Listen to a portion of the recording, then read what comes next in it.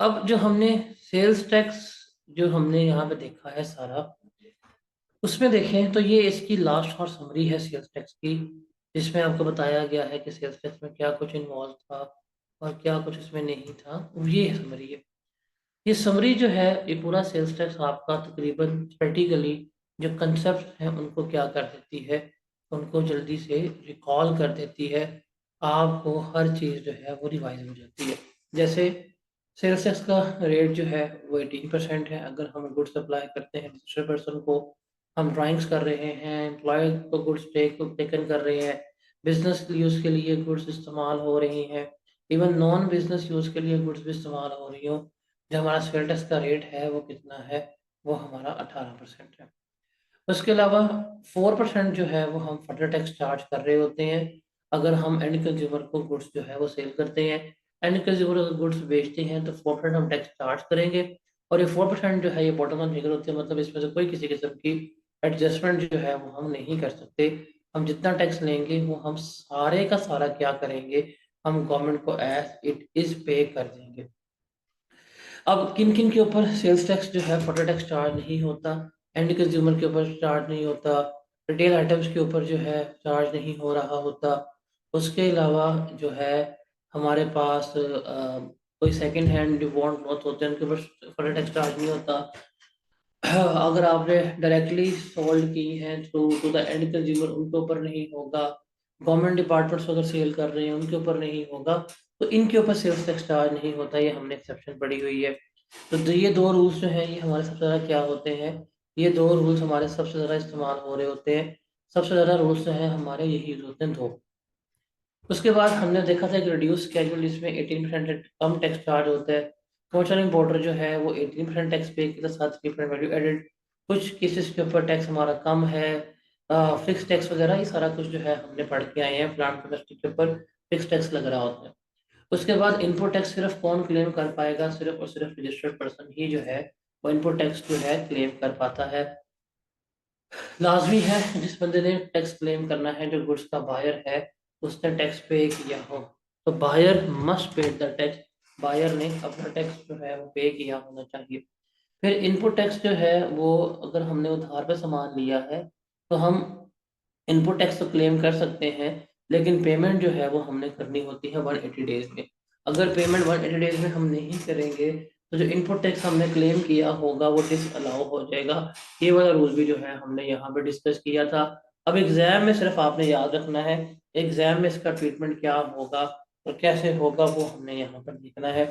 अब एग्जाम में for example आपको सवाल दिया गया है, और वो सवाल में उसने फॉर एग्जांपल आपको दिया है अगस्त के लिए सेल्स टैक्स का क्वेश्चन कैलकुलेट करने के लिए, और अगर जो 180 डेज हैं वो पूरे हो रहे हैं जुलाई के मंथ में, मतलब एडजस्टमेंट दिए आपने 180 डेज काउंट किए, ये 180 डेज जो हैं ये जुलाई के मंथ में पूरे हो रहे हैं, लेकिन आपका जो मंथ है जिसके लिए कैलकुलेट कर रहे हैं वो अगस्त है, तो हम क्या कर देंगे, हम इस एडजस्टमेंट को इग्नोर कर देंगे।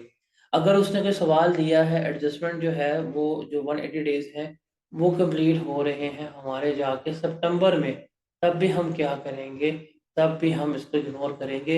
हमारे लिए रेलिवेंट है कि जिस मंथ के लिए हम कैलकुलेट कर रहे हैं उस मंथ में ही हमारे 180 डेज जो है वो पूरे होने चाहिए। तो अगर उससे पहले 180 डेज पूरे हो रहे हैं पेपर में या उसके बाद हो रहे हैं तो उसका हम कोई ट्रीटमेंट नहीं लेंगे, हम उसको इग्नोर कर देंगे। उसके अलावा टाइम ऑफ सप्लाई क्या होती है, गुड्स मेड अवेलेबल और डिलीवर, वो हमारी टाइम ऑफ सप्लाई है। एडवांस जो है वो टैक्सेबल कभी भी नहीं होता। वैल्यू सप्लाई क्या होती है, वैल्यू जिसमें तमाम एफडी, तमाम प्रोफेशनल ड्यूटीज वगैरह शामिल होती हैं, एक्सेप्ट सेल्स टैक्स, वो हमारी वैल्यू होती है। उसके अलावा इनपुट टैक्स जो है, अगर आप किसी महीने में क्लेम नहीं कर पाते तो हम लास्ट 6 टैक्स पीरियड का क्या कर सकते हैं, इनपुट टैक्स क्लेम कर सकते हैं। जिसने सप्लाई की है गुड्स उसने टैक्स लेके गवर्नमेंट को लास्ट में जमा करवाना, अगर नहीं करवाएगा इनपुट टैक्स क्लेम नहीं कर पाएंगे। एक्टिविटीज जो है वो हमारे टैक्सेबल होनी चाहिए, गुड्स जो है हमारे टैक्सेबल होनी चाहिए। आपके पास सेल्स टैक्स इनवॉइस जो है वो होनी चाहिए। फेक इनवॉइसेस के ऊपर आपका इनपुट टैक्स वगैरह कभी भी अलाउ नहीं होगा। अगर आपने व्हीकल वगैरह परचेज की है, व्हीकल वगैरह के ऊपर आप कभी इनपुट टैक्स क्लेम नहीं कर सकते। हाँ, अगर आपका स्टॉक एंड ट्रेड है तो इनपुट टैक्स क्लेम कर सकते हैं। लेकिन इसमें हमने एक एक्सेप्शन पड़ी थी, जो फोक लिफ्टिंग व्हीकल होते हैं वो चूंकि हमारी मशीनरी का पार्ट बनते हैं, फॉग लिफ्टिंग व्हीकल्स, तो उसके ऊपर इनपुट टैक्स हमारा क्लेम हो सकता है। फिर पेमेंट करनी है, payment must be made through banking channel, और अगर कैश में पेमेंट करनी है तो 50,000 तक पेमेंट कैश में कर सकते हैं, क्योंकि 50,000 से ऊपर की पेमेंट जो है that must be made through banking channel. उसके अलावा फिर रिस्ट्रिक्शन है सप्लाई टू अनरजिस्टर्ड पर्सन को। अगर आप एक किसी भी अनरजिस्टर्ड पर्सन को सेल करेंगे तो मैक्सिमम आप उसको एक मंथ में 10 मिलियन तक की ही क्या कर सकते हैं, सेल कर सकते हैं। और एक साल में आप उसको मैक्सिमम 100 मिलियन तक की सेल कर सकते हैं। अब फॉर एग्जांपल आपने एक बंदा अनरजिस्टर्ड है, उसको सेल्स की 13 मिलियन की, अलाउ आपको 10 मिलियन की, आपने कितनी एक्स्ट्रा सेल्स की हैं, 3 मिलियन की। ये जो एक्स्ट्रा सेल्स की हैं आपको, इसके ऊपर इनपुट टैक्स जो है वो हमें क्या हो जाएगा, डिसअलाउ हो रहा होगा। तो इनपुट टैक्स जो है वो कभी भी एग्जाम गुड से क्लेम अगेंस्ट क्लेम नहीं हो सकता। इनपुट टैक्स को हम अपोर्शन करेंगे प्रोपोर्शनल बेसिस के ऊपर। ये कैसे अपोर्शनमेंट होगी, ये हमने इसका टेबल बना के सीखा हुआ है। ये अपोर्शनमेंट का टेबल हम किस तरह बना रहे होते हैं, ये सारा का सारा हमने यहाँ पे देखा, सारा हमने सीखा था। उसके अलावा फिर हमने ये भी देखा था कि इनपुट टैक्स जो है वो रिस्ट्रिक्टेड है up to 90% of output tax, मतलब आउटपुट टैक्स का 90% तक हम क्या ले सकते हैं, इनपुट टैक्स क्लेम कर सकते हैं। लेकिन ये रूल जो है ये फिक्स एसेट्स के लिए अप्लाई नहीं होता। उसके अलावा अगर value inclusive of sales tax हो तो उसमें हम क्या करते हैं, अगर कोई भी value exclusive of sales tax है, इसको हम 118 पर डिवाइड करेंगे, मल्टीप्लाई करेंगे 18 से, हमारे पास क्या हो जाएगा, हमारे पास जो सेल्स टैक्स है उसकी अमाउंट आ जाएगी, कितना सेल्स टैक्स जो है वो इसमें इंक्लूडेड है। फिर डेबिट क्रेडिट नोट, इसके लिए याद रखिएगा इस चीज को, रूल को, इसको भूलना नहीं है। डेबिट नोट तो क्रेडिट नोट का रूल क्या है, रिमेंबर डेबिट नोट क्योंकि वो होता है परचेज रिटर्न का। तो जो चीज़ परचेज रिटर्न से रिलेट कर रही है उसको हमने हमेशा किसमें ट्रीट करना है, वर्किंग में ट्रीट करना है। ये फॉर्मेट अभी सिखाऊंगा, फॉर्मेट में हम देख लेंगे कि डेबिट नोट हमने हमेशा ट्रीट करना है हमारी वर्किंग के अंदर, और जो क्रेडिट नोट है वो हमने हमेशा ट्रीट करना है मेन क्वेश्चन के अंदर। हमने अपना क्रेडिट नोट जो है उसका ट्रीटमेंट लेना है। उसके अलावा अगर आपने कोई सेल्स वगैरह की है, उसमें इंटरेस्ट जो है शामिल है, उसमें जो है मार्कअप वगैरह शामिल है, तो रिमेंबर इंटरेस्ट और मार्कअप के ऊपर जो है कोई ट्रीटमेंट नहीं होता।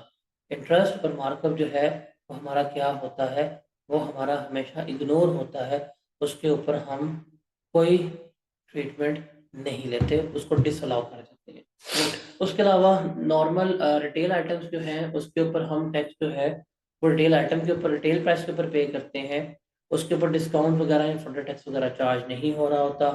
नॉर्मल डिस्काउंट जो है वो हमें अलाउ होता है, लेकिन उसका लिए हमें फुलफिलमेंट ऑफ कंडीशंस करनी पड़ती हैं। वो होता है कि इनवॉइस के ऊपर डिस्काउंट मेंशन होना चाहिए, और डिस्काउंट जो है वो बिजनेस कंफर्मिटी के मुताबिक होना चाहिए। ये कंडीशन फुलफिल हो तो हम डिस्काउंट को क्लेम कर सकते हैं। अर्ली सेटलमेंट डिस्काउंट का टैक्स में कोई ट्रीटमेंट नहीं होता।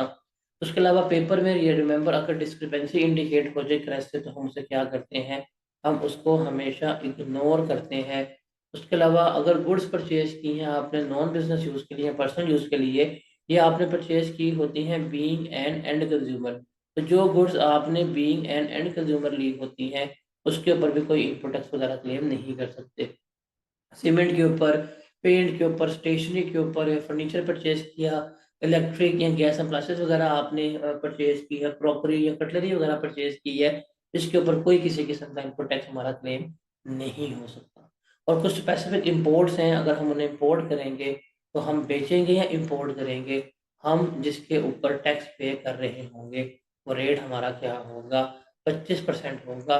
25% के ऊपर हम टैक्स पे कर रहे होते हैं। ये जो 27 रूल्स लिखे हुए हैं आपके सारे के सारे न्यूमेरिकल्स में, यही 27 रूल्स जो हैं वो अप्लाई हो रहे होते हैं।